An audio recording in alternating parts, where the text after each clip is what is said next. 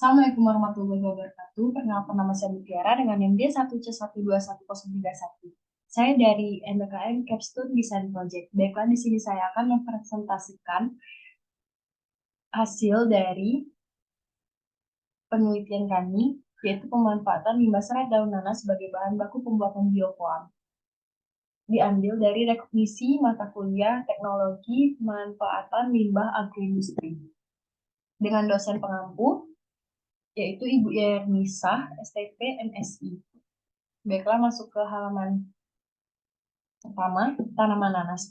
Tanaman nanas merupakan salah satu komoditas hortikultura yang mempunyai nilai ekonomis tinggi. Tanaman nanas merupakan jenis tanaman rumput berbatang pendek sekali.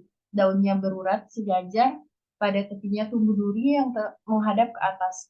Duri pada beberapa varietas nanas mulai lenyap, tapi pada ujung daunnya sering masih dapat dilihat. Tanaman nanas hanya berbunga sekali dengan arah bunganya tegak ke atas dan terdapat pada ujung batang. Nanas merupakan tanaman monokotil bersifat mengrumpun dan batangnya atau tangkai bunganya sering tumbuh tunas pula. Bagian tanaman nanas meliputi akar, batang, daun, tangkai buah, mahkota, dan anakan. Tunas yang muncul di ketiak daun, tunas yang muncul dari batang di bawah permukaan tanah, bagian tanaman nanas yang dapat digunakan untuk memperbanyakan yaitu mahkota, sutker, dan slip. Menurut Tambunan, bibit nanas yang berasal dari sutker memiliki umur panen 18-20 bulan. Mahkota 22 sampai 24 bulan dan slip 20 bulan. Sementara itu, Ardisea menambahkan bahwa bibit dari kon hasilnya atau umurnya lebih lama, tetapi pertumbuhannya merata. Tanaman dari slip berdaun banyak tapi kematangan tidak merata. Sedangkan dari sutker, tanaman berdaun banyak dan kematangan tidak merata, tetapi sulkar sekali dalam penanamannya.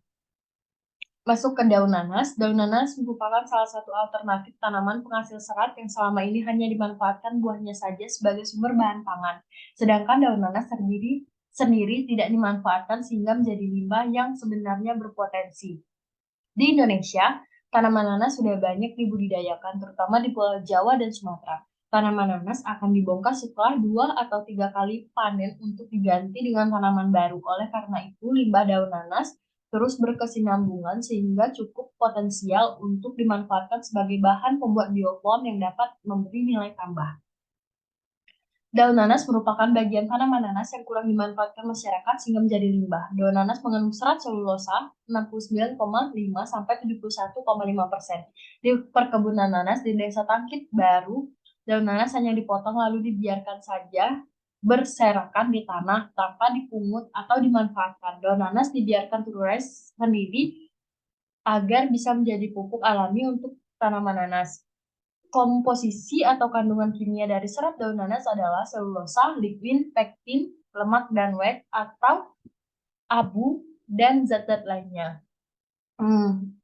Terdapat juga 69,5 sampai 71,5% selulosa dalam serat daun nanas. Daun nanas mempunyai lapisan luar yang terdiri dari lapisan atas dan bawah. Di antara lapisan tersebut terdapat banyak ikatan atau helaian-helaian serat yang terikat satu dengan yang lain oleh sejenis zat perekat yang terdapat dalam daun. Karena daun nanas tidak mempunyai daun tulang, adanya serat-serat dalam daun nanas tersebut akan memperkuat daun nanas saat pertumbuhannya. Dari berat daun nanas hijau, serat yang masih segar akan dihasilkan kurang lebih sebanyak 2,5 sampai 3,5% serat daun nanas. Masuk ke styrofoam. Styrofoam merupakan salah satu jenis polimer termoplastik yang mengandung polistiren kurang lebih dari 98% dan banyak dimanfaatkan sebagai bahan pengemas. Styrofoam merupakan salah satu jenis kemasan makanan yang sering kita jumpai. Styrofoam tidak memiliki kemampuan daya tahan terhadap panas dan dingin yang sangat baik sehingga digunakan sebagai insulator. Kemampuan penanganan suhu yang baik, ringkas, dan praktis mendorong penggunaan styrofoam sebagai bahan pengemas makanan dan minuman. Umumnya kemasan styrofoam hanya digunakan sekali pakai, selanjutnya dibuang hingga sering menimbulkan tumpukan sampah yang banyak karena styrofoam tidak bisa terdegradasi. Pembakaran limbah styrofoam tidak memberikan solusi dalam mengurangi limbah, tetapi justru menimbulkan masalah lain karena hasil pembakaran 10 menimbulkan gas berbahaya seperti stirene, poliromatik, hidrokarbon, hidrofluorokarbon, dan karbon monoksida. Pada proses reduksi styrofoam itu sendiri akan dihasilkan limbah yang tidak sedikit, sehingga dikategorikan sebagai penghasil limbah bahaya kelima terbesar di dunia oleh EPA.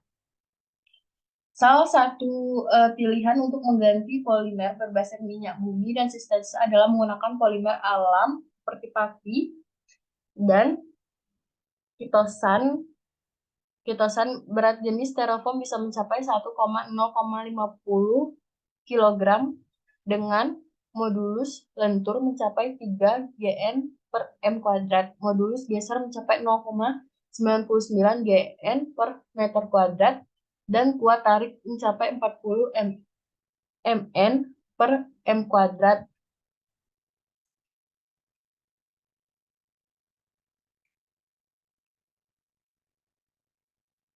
Selanjutnya kita masuk ke biofoam. Biodegradable foam merupakan alternatif pengganti kemasan styrofoam menggunakan bahan baku utama berupa pati, sehingga kemasan alternatif tersebut bisa memiliki sifat mekanis dan ketahanan terhadap air lebih rendah.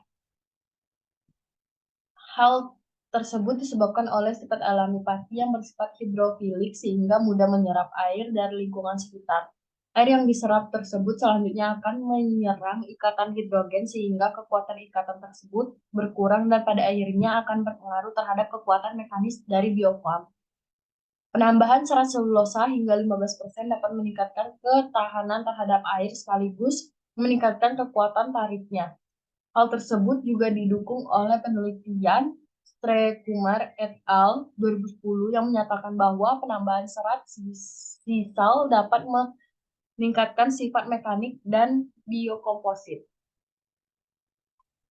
Penambahan serat juga berpengaruh terhadap peningkatan sifat hidrofibik biofoam seperti yang dilaporkan oleh Ledwan et al. 2004. Penurunan tingkat sensitivitas terhadap air ini disebabkan oleh kemampuan serat dalam menyerap air dan lebih kecil dibandingkan terhadap api. Ada 3 jenis produk biodegradable foam, yaitu foam berupa butiran kecil yang umumnya digunakan sebagai menyerap getaran atau bantalan pada produk-produk yang mudah rusak seperti barang elektronik. 2. Foam terbentuk lembaran yang selanjutnya akan dibentuk atau dimolding. 3. Foam dengan bentuk khusus seperti mangkok yang dibuat dengan proses pemanggangan. Baiklah, kita masuk ke alat. Alat yang digunakan pada pembuatan biofoam yang berbahan baku dari serat daun nanas, yaitu yang pertama ada hot plate, selanjutnya ada sudik, baskom, beker glass, oven, spatula, cawan aluminium, wadah plastik, tisu, sarung tangan, gunting, hot hand protector, timbangan digital, pemantik api, loyang aluminium, dan blender. Masuk ke bahan. Bahan yang digunakan pada pembuatan biofoam adalah air, limbah daun nanas, dan tepung tapioka. Prosedur kerja. Yang pertama, haluskan daun nanas yang sudah kering menggunakan dismil. Kemudian timbang daun nanas sebanyak perlakuan 1:30 gram, perlakuan 2 sebanyak 30 gram. Selanjutnya timbang tepung tapioka sebanyak perlakuan 1 15 gram, perlakuan 2 30 gram. Panaskan air menggunakan hot plate selama 44 sebanyak 400 ml. Selanjutnya setelah air mendidih, masukkan daun nanas yang telah ditimbang ke dalam beker glass selama 30 menit. Tiriskan daun nanas yang telah direbus, masukkan daun nanas pada setiap perlakuan ke dalam baskom, campurkan tepung tapioka ke daun nanas dan aduk hingga tercampur rata. Selanjutnya panaskan oven dengan suhu 100 derajat Celcius. Lubani wadah plastik menggunakan gunting yang telah dipanaskan. Selanjutnya siapkan kain belacu sesuai dengan wadah plastik. 12. Cetak adonan hingga membentuk wadah. 13. Letakkan cetakan di atas loyang aluminium. Selanjutnya, masukkan loyang yang berisi cetakan ke dalam oven selama 30 menit untuk masing-masing perlakuan. 15. Setelah dari oven, pindahkan produk ke dalam greenhouse untuk proses pengeringan menggunakan sinar matahari selama 2 hari. 16. Setelah itu, keluarkan produk dari cetakan. Selanjutnya, buat adonan tepung tapioka cair untuk melapisi bagian dalam dan luar produk. Kemudian, masukkan lagi ke dalam greenhouse.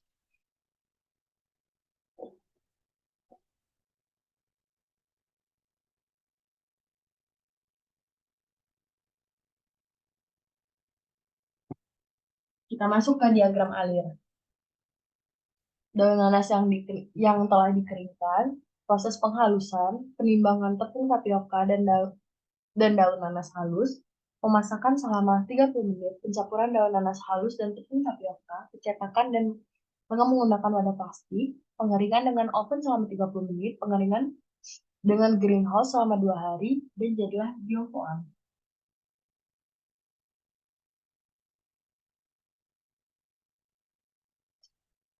Hasil dan pembahasan. Pembahasan pembentukan biodegradable foam dari pati pada prinsipnya merupakan gentalisasi molekul pati.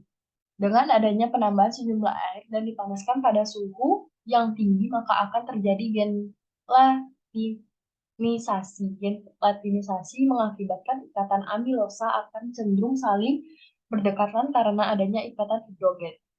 Proses pengeringan akan mengakibatkan penyusutan sebagai akibat lepasnya air sehingga sel akan membentuk lapisan yang stabil. Ada 3 jenis biodegradable foam. Yang pertama yaitu foam berupa butiran yang digunakan sebagai penyerap getaran atau bantalan pada produk-produk yang rusak seperti produk elektronik. Yang kedua, foam berupa lembaran. Yang ketiga, eh, foam dengan bentuk khusus seperti mangkuk, piring, gelas yang dibuat dengan proses pencetakan dan pembakaran. Meskipun telah banyak penelitian yang dilakukan untuk menghasilkan produk biodegradable foam, tetapi produk yang sudah komersial dan dipasarkan masih terbatas. Hal ini disebabkan karena produk degradable foam masih memiliki beberapa kelemahan seperti tidak kedap air, serta fisik mekanik yang rendah. Untuk itu, penelitian ini masih terus dilanjutkan dengan menggunakan berbagai sumber pati, serat, polimer, dan metode yang berbeda agar dapat menghasilkan produk biodegradable foam yang dapat bersaing dengan produk styrofoam. Dari hasil penelitian yang telah dilakukan, perlakuan yang digunakan dapat membentuk wadah biofoam yang diinginkan. Namun, terdapat kendala pada saat penyimpanan wadah biofoam, yaitu tumbuhnya jamur pada hari ketiga setelah proses pengeringan. Beberapa perlakuan telah dilakukan untuk menghilangkan jamur pada biofoam tersebut. Namun, belum ada yang berhasil. Proses biodegradasi adalah biofoam yang tampak berporos dan serta munculnya jamur yang tumbuh menempel pada permukaan biofoam. Inilah gambar produk biofoam yang tim Capstone buat. Baiklah, sekian presentasi dari saya. Jika ada salah kata, mohon maaf. Wassalamualaikum warahmatullahi wabarakatuh.